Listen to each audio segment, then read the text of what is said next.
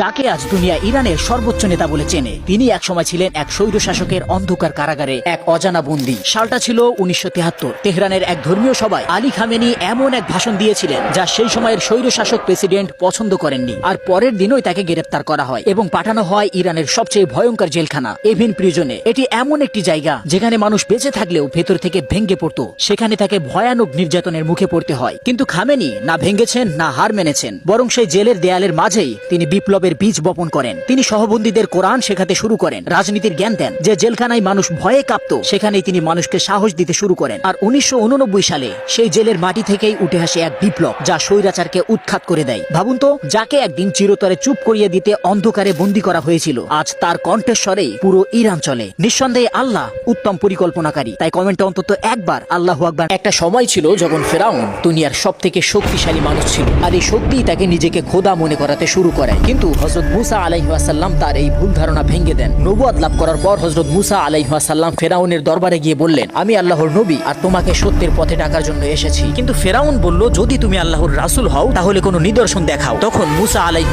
সালাম তার হাতে থাকা লাঠিটি মাটিতে মারলেন, আর তা এক বিশাল ভয়ঙ্কর সাপের রূপ নেয়। সাপটি এতটাই বিশাল ছিল যে সে তার লেজের উপর ভর দিয়ে মাইলখানিক উচ্চতায় ঠায় দাঁড়িয়ে যায়। আর যখন সে তার মুখ খুলে ফেরাউনের দিকে ধেয়ে আসে, তখন আশেপাশে থাকা লোকজনের মধ্যে এমন আতঙ্ক ছড়িয়ে পড়ে যে পালিয়ে যাওয়ার সময় অনেক মানুষ পিষে মারা যায়। ভয়ে কাঁপতে কাঁপতে ফেরাউন চিৎকার করে বলে, আমি তোমাকে তোমার সৃষ্টিকর্তার কসম খেয়ে বলছি, যিনি তোমাকে রাসূল বানিয়েছেন, তুমি এই সাপটিকে ফিরিয়ে নাও। তারপর মুসা আলাইহিস সালাম সাপটির গায়ে হাত রাখতেই আল্লাহর কুদরতে সাপটি পুনরায় লাঠিতে পরিণত হয়ে যায়। কিন্তু তারপর কি করেছিল ফেরাউন, জানতে চ্যানেলটি সাবস্ক্রাইব করে আমাদের পাশেই থাকুন।